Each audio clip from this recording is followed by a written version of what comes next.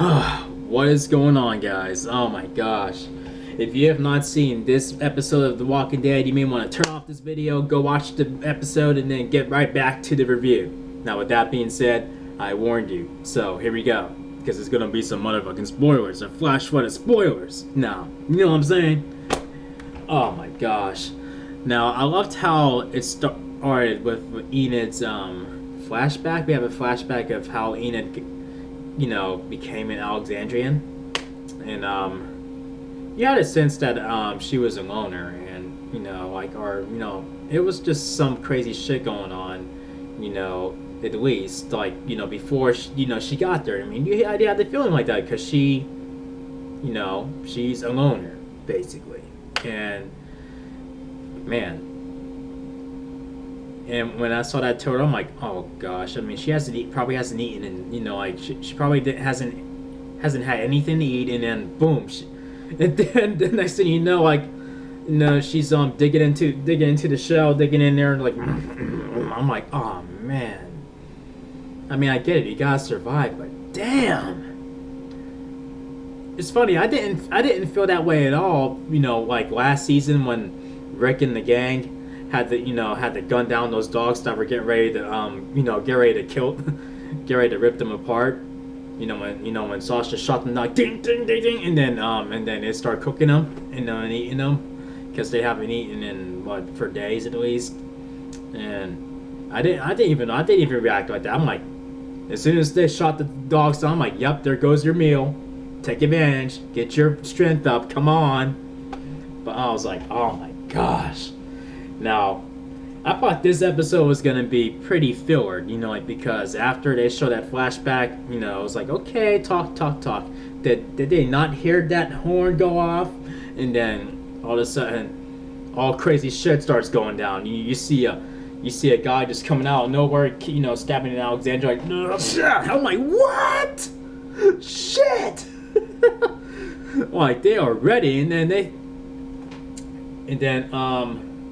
I think an Alexandrian was getting ready to climb over to the wall or whatever, and then they throw like a fired bottle at them and shit. I'm like, what? Holy damn! They are coming at full force, and then we see what actually caused the truck, horn to go off. Like fucking Spencer. I mean, like he's shooting at the guy. He shot him. Okay, he shot the guy down, and then.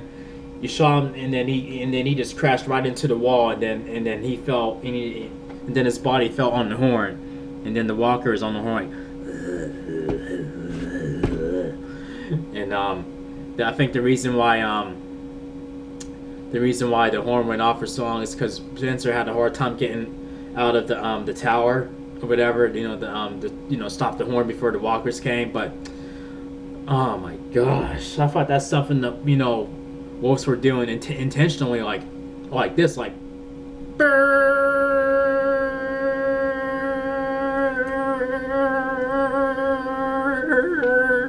but no, it didn't quite go down like that. And Carol, I cannot forget about my homegirl Carol. I mean, like, oh man, she just straight up turned into a superhero at that point. Just put on there, cover her mask, cover her face and everything. Put the W on her forehead just to let people know that, just to get, so she doesn't, so they don't think that she's one of the Alexandrians, and instead they think she's one of them. Like, oh hey, yeah, good job, good catch. And when she had when she pretended to abduct Morgan, man, I was pretty sure we were gonna see the rest of the gang, in here, but. Apparently, it seems like Morgan, walked his way back to Alexandria before Rick and him, even tried to fight their way back to there. Like, okay, they're heading home. I mean, Morgan was already, close to being back there when that happened. And, oh my gosh. And, yeah, I mean, and Jesse, though, oh my gosh. Yeah, that's her moment, like when a woman who's been through a lot of shit, and that's her moment where she's saying, I've had enough, no more. I'm like, holy damn. And And even Ron was horrified. And I'm like, oh man, I mean, Ron's a little bitch. I mean, sorry, he's a little ass bitch. You know, like he could have gone to safety with Carl, but he's like, but you know, you get the impression that he won't do it because, oh yeah, because of who his father is. Whatever, man. I mean, I kind of understand why him and Sam are grieving, but at the same time, you have to feel a little, have a no, a little feeling of relief. I mean, because you know, if you ever saw a radio flyer, if any of y'all ever saw a radio flyer, I mean, it's like that's like a similar situation. Only it was just the boys in that movie. It was just the boys, or just the little brother who's being abused, and it wasn't the the bigger brother and the mother. But their situation is worse on The Walking Dead. I mean, like, and it's ridiculous. And I mean, I kind of get why they're grieving, but they have to have some sign of relief. I mean seriously. And Carl, I mean, like, oh seriously. I mean, I know Carl has some good in his heart, but when the guy was like, oh no, please don't kill me, I'm like, come on, Carl, did you really fall for that? Come on, you should have just right when he was begging you to like to not to kill him, you should have just been like, and then just be like, okay, let's go inside. But which leads me to Carol. I mean, Carol is blacker than Morgan and Gabriel and that random dude that they had tied up, that random black dude, Wolf member. She's blacker than all three of them combined, because they're listening to him like this, like, what you gotta say, brother? What you gotta say? And he's all like, you don't belong here. Nobody belongs in, or some shit like that. And then she just straight up shoots him in mid sentence. Oh man, that was so fucking hilarious. Oh shit. But for real though, Morgan needs to get his shit together. I mean, it's like he chipped off a little bit of his badass rate, like the level of badass he kind of chipped off a little bit. That level where where you need to kill somebody. And I mean, like, I don't really agree with him giving the Wolfgangs a chance to leave. And he's like, I mean, why would you want to stay here and get yourselves killed? Get out of here and don't come back. Leave. Go. Don't come near this place again. I mean, like, he really trusts them not to come back, not to retaliate. And then he thinks he accomplished his mission. They're gone, and then all of a sudden, one of the other dudes that he encountered in the season 5 finale, is waiting for him in his household, and he attacks him, and he's ready to kill the dude, and they have a brutal fight, they have a brutal showdown, and it's like, wow. I mean, it's that situation, like, either you kill me or I kill you. I mean, like, that's the situation that Morgan was forced into. But I mean, I had to think again. I rewatched that scene, and I don't think he killed him. I think he's locking him up somewhere, and then waiting to be tried or some bullshit like that. Now, if Rick comes back and he sees him there, he ain't gonna be happy. He ain't gonna be happy. He's gonna look at him. He's gonna look at Morgan like he's crazy. Like I mean, like, why is he still here? I mean, like, he should be dead. He should be motherfucking dead.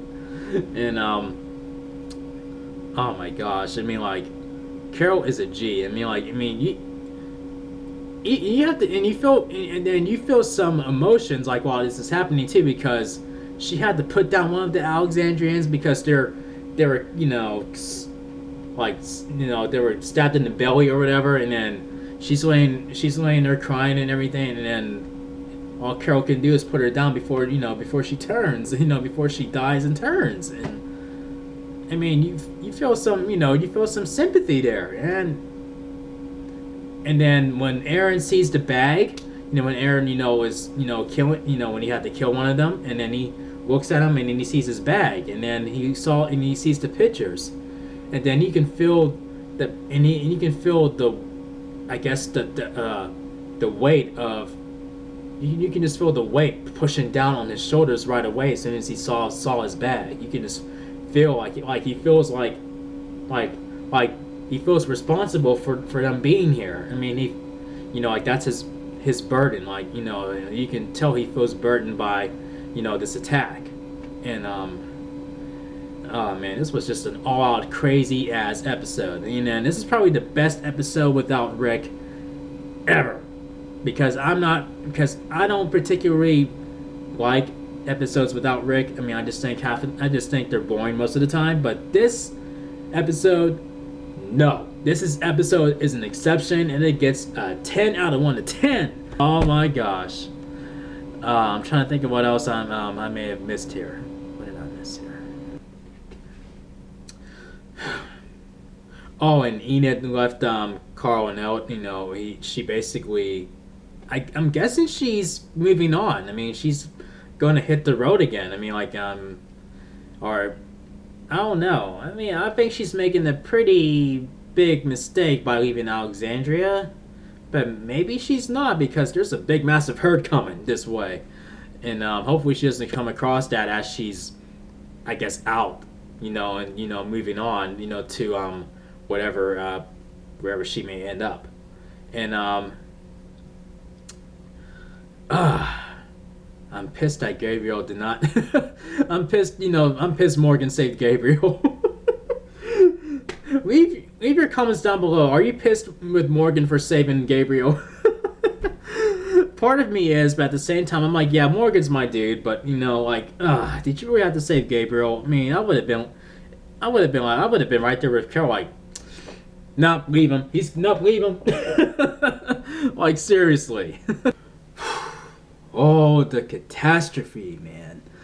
Like, you want these characters to go to safety. You want them to be safe, but at the same time, you want some intensity, some danger, and some, atrocity thrown their way. But at the same time, you want them to fight through it. It's like push and pull. Like, you want them to be safe, but you want them to fight. You want something. You want the show to give them something to fight through. And like when you lose somebody within that group, it's gonna hit you like, oh my gosh, that was crazy, but that was a great episode. And that's what makes it a great episode, is when you lose somebody. I mean, when you lose somebody that, a character that you consider likable, or a character that you invested into. And it's crazy. I mean, that didn't quite happen in this episode, but I did really feel bad for that Alexandrian when she was, cut in the belly, and then Carol had to put her down. I mean, I felt bad for her, and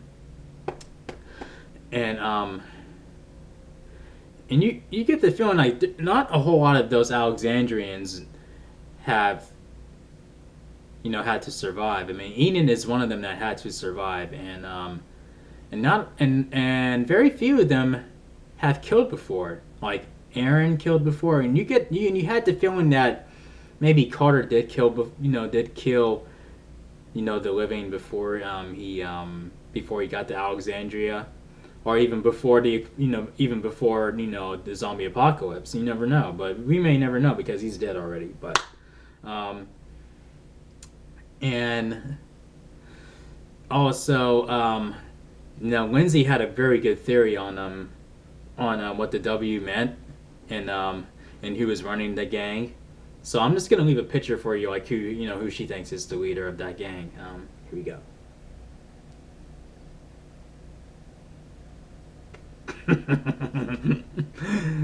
Yeah. So that's the Wario gang, as she calls them. She calls them the the Wario army or whatnot. She is funny for that. I mean, that was a really good one. That was a really good one. Way better than the name I gave them. And oh my gosh. And we still have yet to see what what Morgan, what gave Morgan that impression that all life is precious. Like, all life is precious.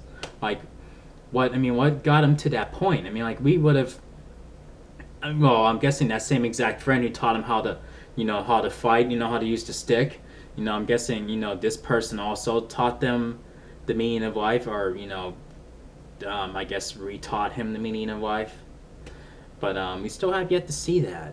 Like, what gets him to that point where, what brings him to that point where, you know, you shouldn't have to kill in this, in this world. Like, that's not how to survive. Like, I mean, like, what gives him that idea? What gives him the impression that we don't have to kill to survive? I mean, like, what gives him that idea? Like, I'm still looking to see, like, what gives? What gives? But this is a fantastic episode. The best, like I said, the best. Rick. When there's an episode with no Rick, I call them Rickless episodes. So this is the best Rickless episode by far. And I'm trying to think here, and I'm trying to think if I missed anything here. If I think I laid out everything that I wanted to say about the episode. And it was interesting to see Denise, the new character, Denise, try to, I guess put her, what she's learned but not actually done to the test. And when she tried to back down from it, since like, I had no experience, I didn't really do this I haven't really done this on anyone before. I haven't done this kind of procedure on anyone before, and so on. And then Eugene just comes up to her and says, don't be you don't want to be a coward. And this, like, being a coward is not the way to be. I mean, and then that's pretty cool that he's telling her, like, I've been there. You don't want to be there. That's not what you don't want to do that.